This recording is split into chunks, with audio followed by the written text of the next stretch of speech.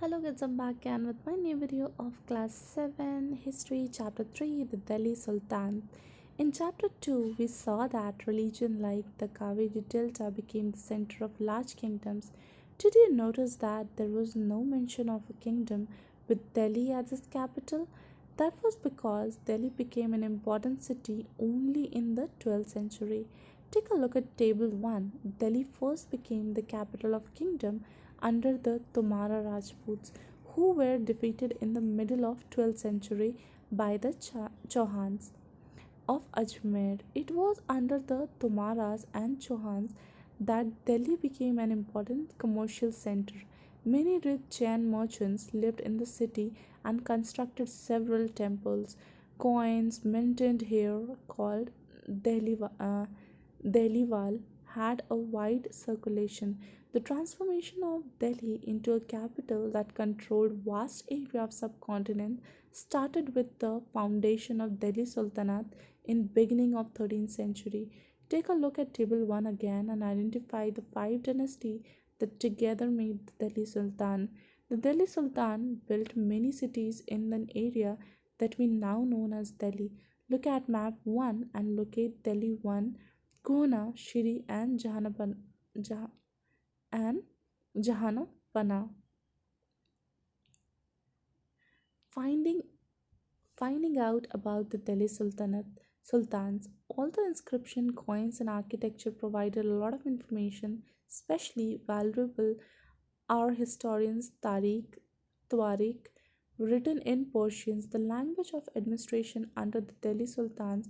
The author of Tariq were learned men, uh, secretaries, administrator, poets, and the courtiers who both recounted events and advised ruler on governments, emphasizing the importance of just rule. Keep the following edition details in mind. The author of Tariq lived in the cities and hardly ever in villages. They often wrote their histories for Sultan in hope of rich rewards. The author advised rulers on the needs to preserve an ideal social order based on birthright, and gender discrimination. The idea was not shared by everyone. In 1236, Sultan Iltumit's daughter Razia became Sultan. The Chronicle of the Age, Minhaj-e-Siraj,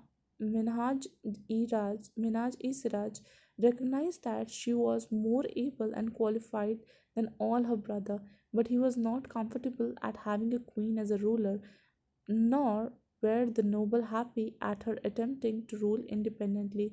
She was removed from the throne in 1240. The garrison town to empire, the expansion of Delhi Sultanate. In the early 13th century, the control of Delhi Sultan rarely went beyond heavily fortified town occupied by garrison. The Sultan seldom controlled the hinterland of the city and were therefore dependent upon trade, tributary, or plunder for supplies. Controlling garrison town in distinct Bengal and Sindh from Delhi was extremely difficult. Rebellion, war, and even bad weathers could snap fragile communicate routes. The state was also challenged by Mongol invasion from Afghanistan and by governor who rebelled at any sign of the Sultan weakness. The Sultanate barely survived these challenges. Its expansion occurred during the reign of Ghiyasuddin Balban, Alauddin Khilji, and Muhammad Tughlaq. The first set of campaign along the internal frontiers of the Sultanate aimed at consolidating the hinterlands of the garrison town. During this campaign, forests were cleared in Ganga Yamuna, Dobak, and hunter gatherers and patriotistic expelled from their habitat. These lands were given to peasants and agriculture was encouraged. New fortresses and towns were established to protect trade routes and to promote region trade. The second expansion occurred along the external frontiers of the Sultanate. Military expedition into the southern India started during the reign of Alauddin Khilji and culminated with Muhammad Tughlaq. In their companion Sultanate armies captured elephants, horses, slaves, and carried away precious metal. By the end of Muhammad Tughlaq region, 150 years after somewhat humble beginning, the army of Delhi Sultanate had marched across a large part of subcontinent. They had defeated rival armies and seized cities. The Sultanate collected taxes from the peasantry and dispensed justice in their realm. But how complete and effective was its control over such a vast territory?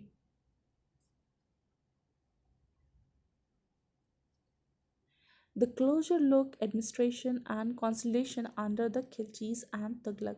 The consolidation of a kingdom as vast as Delhi Sultanate needed reliable governor and administrator rather than appointing uh, articrates and landed chieftains as a governor.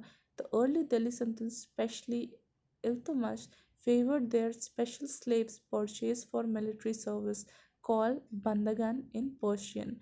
They were carefully trained to the man some of the most important political office in the kingdom. Since they were totally dependent upon their master, the Sultan could trust and rely upon them. The Khiljis and the Tughlaqs continued to bandagan and also raise in people of humble birth who were often their clients. To high political positions, they were appointed as generals and governor. However, this was introduced as element of political instability. Slaves and clients were loyal to their masters and patrons, but not to their heirs. New sultans had their own servant. As a result, the accession of new monarchs often saw conflict between the old and the new nobility. The patronage of these humble people by the Delhi Sultan also shocked many elites and the authors of Persian Dwarika criticized the Delhi Sultan for appointing low and base-born to high offices. Like the early Sultan, the Khilji and the Tughlaq Maras appointed military commanders as governor of territories of varying sizes. These lands were called Ikta and their holders are called Ikdar or Mukti. The duty of the Muktis was to lead military campaigns and maintain law and order in their Iktas. In exchange of their military service, the Muktas collected the revenue for their assignment as salary. They also paid their soldiers from their revenues. Control over Muktas were most effective if their officers if their office was not inheritable, and if they were assigned iktas for a short period of time before being shifted. These harsh conditions of services were rigorously imposed during the reign of Alauddin Khilji and Muhammad Tughlaq. Accounts were appointed by the state to check the amount of revenue collected by the Muktis. Care was taken that the Muktis collected only the taxes prescribed by the state and that he kept the number of soldiers. As the Delhi Sultans brought the hinterland of the city under their control, they forced the landed craftsmen, the Samanta, aristocrats, and the rich landlords to escape that their authorities. Under Alauddin Khilji, the state bought the assemblement and collection of land revenue under its own control. The right of the local chiefsmen to levy taxes were cancelled and they were also forced to pay taxes. The Sultan administration measured the land and kept careful account. Some of the old craftsmen and landmarks served the Sultan as revenue collectors and assessors. There are three types of taxes on cultivation called kharaj and accounting to about 50% of pleasant produce, on cattle and on house. It is important to remember that large part of subcontinent retained outside the control of Delhi Sultan. It was difficult to control distinct provinces like Bengal from Delhi, and soon they annexing South India. The entire region became independent. Even if the Gangetic plain there was a forested area, the Sultan forced could not penetrate local craftsmen and establish the rule in these religions. Sometimes rulers like Alauddin Khilji and Muhammad Tughlaq could force their control in these areas, but only for a short time. The Mongols under Gezi Khan invade Thracia, Transonia in northeast Iraq in 1219, and the Delhi Sultanate faced their onslaught soon after.